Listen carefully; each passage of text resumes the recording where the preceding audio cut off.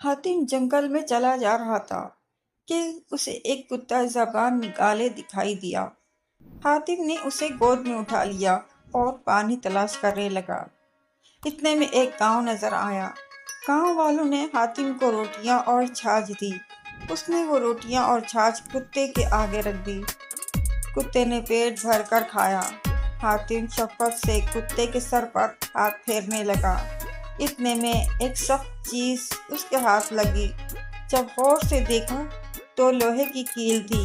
حاتم نے وہ کیل اس کتے کے سر سے نکال لی۔ وہ کتا ایک نوجوان صورت ہو گیا۔ حاتم تعجب سے بولا، اے بندہ خدا، یہ کیا بھید ہے؟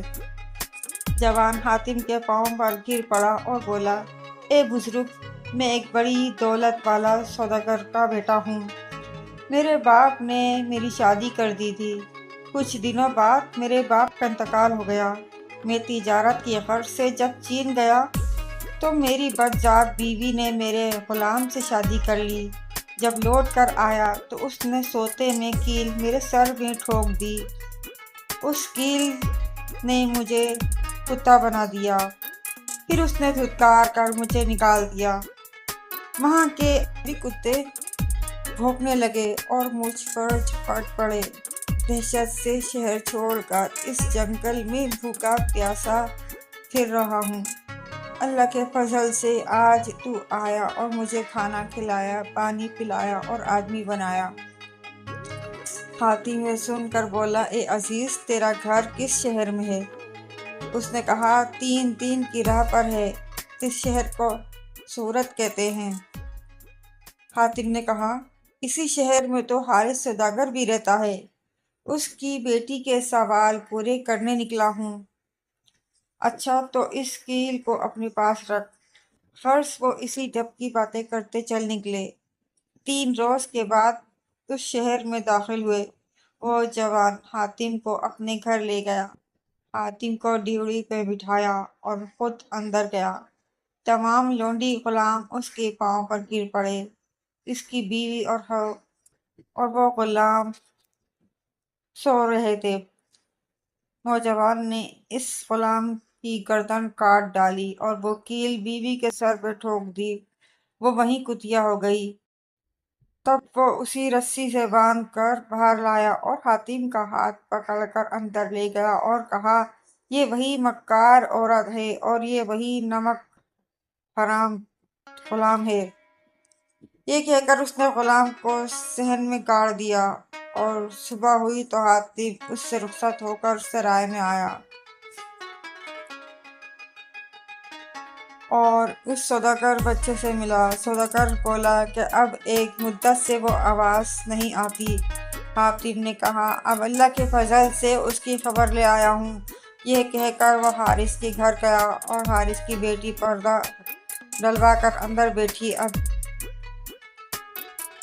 بیٹھی تھی اور حاتم کو بلوایا۔ پھر حاتم نے ابتدا سے لے کر انتہا تک جو کچھ دیکھا سنا دیا۔ اس نے کہا، یہ سچ ہے، اب وہ آواز نہیں آتی۔ اب جلد جا اور ماہ پری شاہ کا مہرہ اٹھا لا۔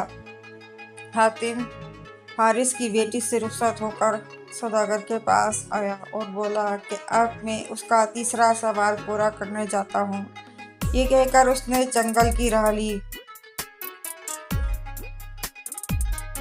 چند روز بعد ایک درخت کے نیچے بیٹھ کر سوچنے لگا کہ اب دیووں کے بادشاہ سے ملنا چاہیے اور اس ماہ پری کا پوچھنا چاہیے۔ یہ سوچ کر اسی غار میں اترا جس میں پہلے گیا تھا۔ پھر وہی جنگل نظر پڑا۔ اس کو طے کر کے اس گاؤں میں پہنچا جہاں پہلے گیا تھا۔ اسے پہچان کر بستی میں لے گئے۔ پھر وہاں سے دوسرے گاؤں پہنچا۔ اس طرح بادشاہ فروکاش کے پاس پہنچ گیا۔ بادشاہ نے پوچھا، اب کس غرض سے آنا ہوا؟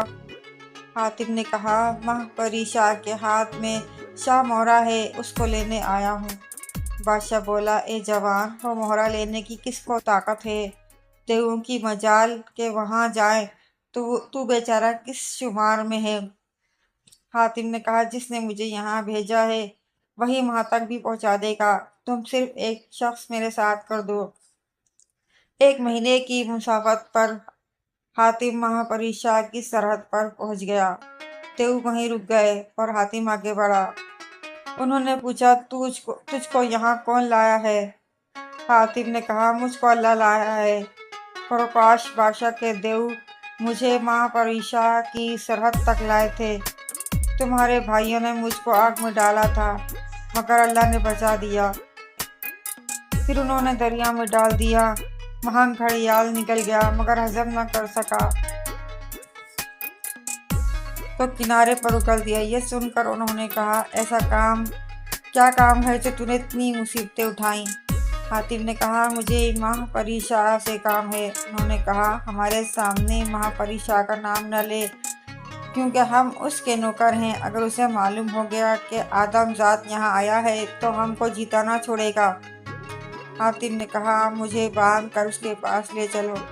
आखिरकार ये तय हुआ कि हातिम को वहीं रखा जाए और बादशाह को इत्तला की जाए। बादशाह ने हुक्म दिया कि तुम हातिम को हाजिर करो। एक दिन महापरीशा ने कहा, वो आदमजात अभी तक नहीं आया, जाओ खबर लाओ। चनाचे एक परीजात उड़ा और पल मारते ही इस लश्कर के सरदार के पास जा पहुंचा और कहने लगा, बादशाह मुंतजिर है, वह आदमी अब तक नहीं पहुंचा। उसने कहा, उसे तो एक मुद्दत हुई रवाना कर दिया। परीजात ने आकर बादशाह को बताया और वो उस खबर को सुनते ही आग बगोला हो गया। हुक्म दिया कि फौरन तलाश करो। चनाचे एक सरदार लश्कर लेकर गया और तलाश करने लगा। इतने में एक शख्स इस लश्कर का भागा हुआ इनके जासूसों से मिल गया। वो उसे बादशाह के पास पकड़ कर ले गए। उसने बादशाह को सारे हालात बताए। यह सुनकर बादशाह ने 6000 फौज फरीजादों को हुक्म दिया कि जहाँ कहीं हातिम मिले उसे उठा कर ले आओ। महापरीशा के खादिम हातिम को बादशाह के पास लेकर पहुंचे। फिर बादशाह ने कहा, ए जवान, इंसानों में कोई हकीम भी है? एक मुद्दत से मेरे बेटे की आंखें दुखती हैं, उसके सिवा मेरा कोई लड़का नहीं। अफसोस कि वो भी अंधा हो गया। हातिम बोला, अगर शाहजादा अच्छा हो जाए तो मुझे क्या इनाम मिलेगा? बादशाह ने कहा, जो मांगोगे मिलेगा। चनाचे सुबह को हातिम ने वो मोहरा पगड़ी से निकाल कर घिसा और शहजादे की आंखों पर लगा दिया। शाम तक सुर्खी जाती रही, मगर बीनाई न आई। लिहाजा हातिम ने कहा कि चंद दिन इसको इस तरह से करना होगा तो इसकी आंखें रोशन हो जाएंगी। ये सुनकर बादशाह ने कहा, ठीक है। चंद दिनों तक इस तरह से करने से बादशाह के बेटे की आंखें अच्छी हो गईं। 7 रोज तक आंखों पर पट्टी बंधी रही। 8वें रोज जो पट्टी खोली तो आंखें ऐसी थी जैसे कि पैदाइश के वक्त थी। हातिम ने अल्लाह का शुक्र अदा किया। बादशाह ने बेशुमार दौलत उसके आगे रखी और फरीजादों से कहा, इस सामान को इसके साथ ले जाना। अब हातिम बोला, ए शहंशाह, ये जो कुछ दिया ये तो आपकी इनायत है, लेकिन मैं उम्मीदवार उसका हूँ जो आपने वादा किया था। बादशाह ने कहा, मांग क्या मांगता है? हातिम ने कहा, ये मोहरा जो आपके हाथ में है इसे बख्श दीजिए। ये सुनकर बादशाह ने कहा, मालूम होता है कि शायद हारिस सौदागर की बेटी ने मांगा है। बहरहाल मैं तुझसे वादा कर चुका हूँ। ये कहकर बादशाह ने मोहरा हातिम को दिया और कहा, ये मोहरा उसके पास रहने न दूंगा। हातिम ने अर्ज़ की कि जब मेरा काम हो जाए उसके बाद आप मुख्तार हैं। हातिम ने इसको लेकर अपने बाजू पर बांधा। मोहरे का बांधना था कि जितने खजाने ज़मीन में दफन थे सब नजर आने लगे। हातिम बादशाह से रुखसत होकर हारिस सौदागर के घर पहुंचा। हातिम ने उसके बाप को बुलवाकर इस सौदागर बच्चे का हाथ उसके हाथ में पकड़ा दिया और कहा कि इसे अपना फर्जंद समझो। चनाचे उसी वक्त उसने ब्याह की तैयारी की और अपनी बेटी को सौदागर के साथ ब्याह दिया। 10 दिन बाद वह मोहरा उस लड़की के हाथ से गायब हो गया। वो रोने पीटने लगी तो हातिम ने दिलासा दिया और कहा, मैंने तेरे शोहर को इतना ज़रो जवाहिर दिया है कि 7 पुश्त तक काम आएगा। फिर हातिम वहाँ से रुखसत हुआ और हुस्न बानो के सवाल के जवाब की फिक्र में चल पड़ा। कई दिन बाद मंजिलें तय करता एक दरिया के किनारे जा पहुँचा। वहाँ एक आलीशान महल नजर आया। اس کے دروازے پر لکھا دیکھا کہ نیکی کر دریا میں ڈال۔ یہ اس کو پڑھ کر سجدہ شکر بجا لایا۔ اب جو ذرا آگے بڑھا تو محل سے کچھ لوگ نکلے اور حاتم کو اندر لے گئے۔ وہاں کیا دیکھتا ہے کہ 100 برس کا ایک بوڑھا نورانی صورت تخت پر بیٹھا ہے۔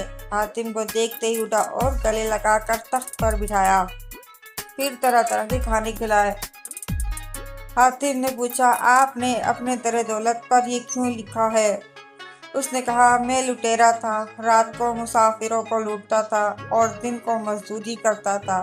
اس کے علاوہ 2 روٹیاں گھی لگا کر اور شکر چھڑک کر دریا میں پھینک دیتا تھا۔ کہتا کہ یہ کام اللہ کے واسطے کرتا ہوں۔ یوں ہی ایک مدت گزر گئی۔ ایک دن بیمار ہوا، مرنے کے قریب پہنچا۔ ایک دن بے ہوشی میں کیا دیکھتا ہوں کہ ایک شخص میرا ہاتھ پکڑ کر دوزخ دکھاتا ہے اور کہتا ہے کہ تیری جگہ یہ ہے۔ وہ مجھے دوزخ میں ڈالنے ہی والا تھا کہ اتنے میں 2 فرشتے آ گئے اور میرا بازو پکڑ کر کہنے لگے، اس کو ہم دوزخ میں نہ جانے دیں گے، اس کی جگہ دوزخ نہیں بلکہ جنت ہے۔ چنانچہ وہ مجھے جنت کی طرف لے گئے۔ وہاں ایک بزرگ اٹھ کھڑا ہوا اور کہنے لگا کہ اس کو کیوں لائے؟ ابھی تو اس کی عمر کے 200 برس باقی ہیں۔ اس کا ہم نام ایک اور ہے، اس کو لے آؤ۔ یہ سن کر وہی دونوں مجھ کو یہاں پہنچا گئے اور کہنے لگے کہ ہم وہی 2 روٹیاں ہیں جو اللہ کے واسطے تو دریا میں ڈالتا تھا۔ اتنے میں مجھے ہوش آ گیا۔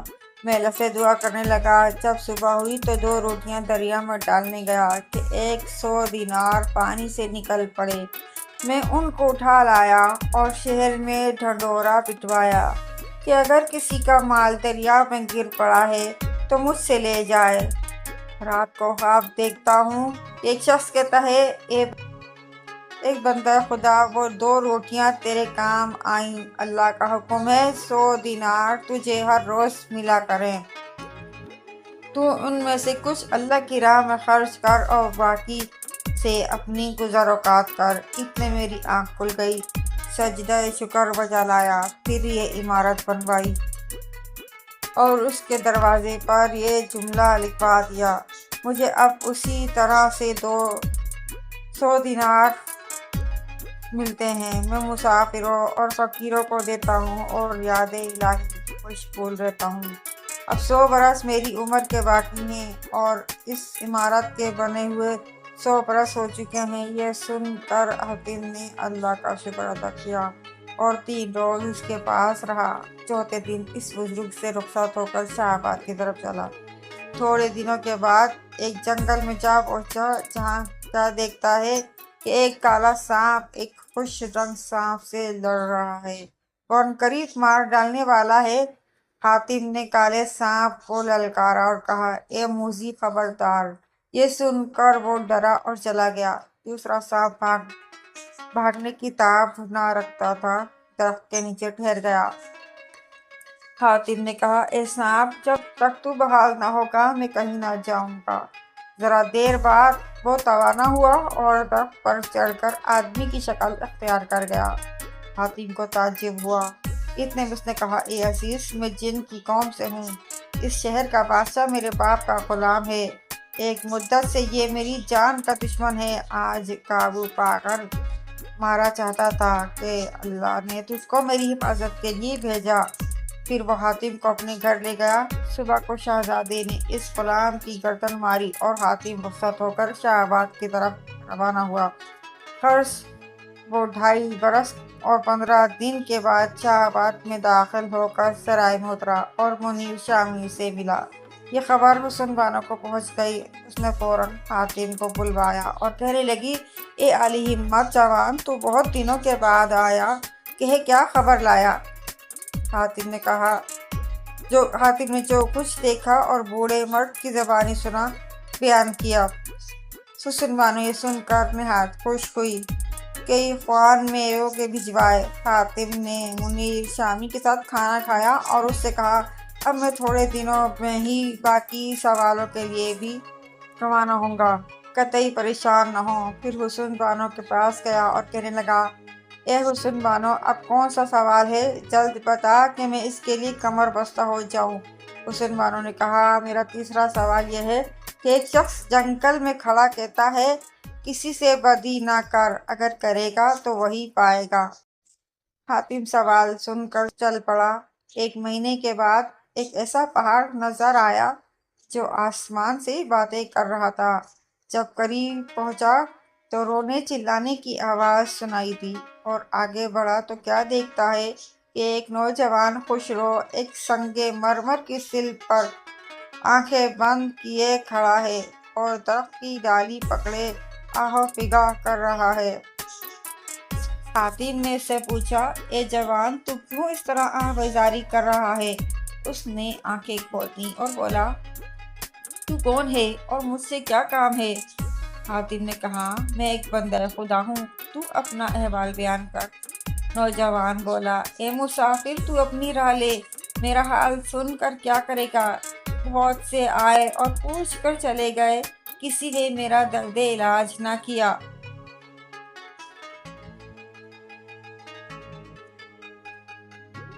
پھر جب حاتم نے بہت اصرار کیا تو وہ نوجوان نے اپنی داستان یوں شروع کی، اے درد مند مسافر، میں سوداگر ہوں۔ میرا قافلہ روم کو جاتا تھا۔ صبح کو اس پہاڑ پر اور اس درخت کے نیچے پہنچا۔ یہاں ایک پری ذات کو دیکھ کر میں اپنے ہوش کھو بیٹھا۔ مونچھ پر گلاب چھڑکنے لگی۔ جب مجھے ہوش آیا تو اٹھ کھڑا ہوا اور پوچھا، اے نازنین، تو کون ہے؟ اس نے کہا، میں پری ذات ہوں، یہ پہاڑ اور قلعہ میرا ہے۔ میں تجھ سے آدمی چاہتی تھی، سو خدا نے آج ملا دیا۔ یہ باتیں سن کر میں ایسا دیوانہ ہو گیا کہ اپنے مال اور قافلے کو بھول گیا۔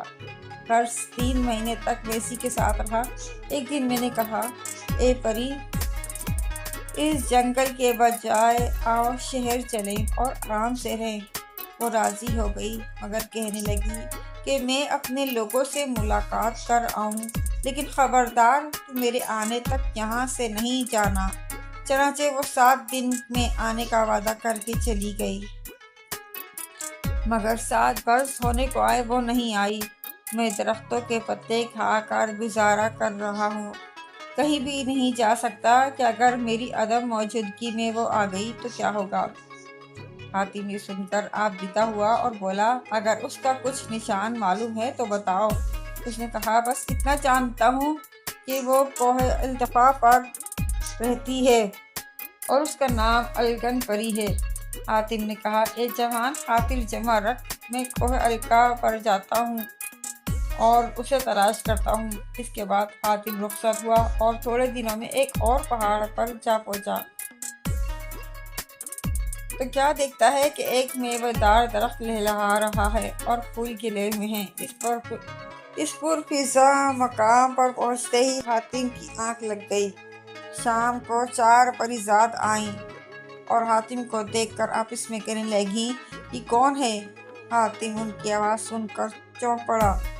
پھر ان کے پوچھنے پر اس نے کوہ الکا اور الکن پری کے بارے میں بتایا۔ وہ سن کر کہنے لگی کہ الکن پری تو الکا کے پہاڑ کی شہزادی ہے، بہرحال تجھے الکا کی راہ دکھلا دیں گے۔ خرس رات وہ ان کا مہمان رہا اور صبح ہوتے ہی کوہ الکا کا راستہ لیا۔ 7 دن تک سفر کرتا رہا۔ 8ویں دن ایک جگہ رک گیا اور کہنے لگی، اس سے آگے ہم نہیں جا سکتے کیونکہ یہاں ہماری سرحد ختم ہو جاتی ہے۔ حاتم ان سے رخصت ہوا اور آگے چلا۔ 1 مہینے کے بعد ایک ایسی جگہ پہنچا، وہیں رات قیام کی۔ 2-4 گھڑی رات کی گزری ہوگی کہ بستی کی طرف سے رونے کی آواز سنائی دی۔ حاتم ادھر چل پڑا جدھر سے آواز آ رہی تھی۔ دور جا کر کیا دیکھتا ہے کہ ایک جوان بے اختیار رو رہا ہے۔ حاتم نے کہا، تو کیوں رو رہا ہے؟ جوان اس کی تسلی سے اور بھی دھاڑے مار کر رونے لگا اور کہنے لگا، میں سپاہی ہوں، روزگار کے واسطے نکلا تھا، راستہ بھول کر اس ملک میں آ گیا۔ بستی والوں سے حاکم کا نام پوچھا تو معلوم ہوا کہ اس شہر کا والی مسخر جادوگر ہے۔ یہ سن کر ڈرا اور جنگل کی طرف بھاگا۔ راہ میں ایک باغ دکھائی دیا میں شیر کے خیال سے گھوڑے سے اتر پڑا۔ 2-4 قدم ہی چلا ہوں گا کہ اتنے میں ایک ہال پریوں پر نظر پڑا۔ میں سمجھا کہ کسی امیر کی بیگمات ہیں، لہٰذا وہاں سے پھرا، مگر ان سب نے دوڑ کر اپنی بیوی کو خبر کر دی۔ وہ مسخر جادو کی بیٹی تھی، چنانچہ وہ مجھ کو ایک مکان میں بلوا کے لے گئیں۔ اتنے میں اس کا باپ باغ میں آ گیا، میرے گھوڑے کو دیکھ کر پوچھنے لگا کہ یہ کس کا گھوڑا ہے؟ کسی نے ڈر کے مارے نہ بتایا۔ وہ آگے بڑھا۔ اب جو اس نے مجھے اپنی بیٹی کے پاس دیکھا تو بڑا برہم ہوا اور اپنی بیٹی کو مار ڈالنے کے ارادے سے جھپٹا، مگر بیٹی کی انا درمیان میں آ گئی اور بولی کہ یہ جوان کسی شریف خاندان کا معلوم ہوتا ہے، بہتر یہی ہے کہ اس کے ساتھ شہزادی کی شادی کر دی جائے۔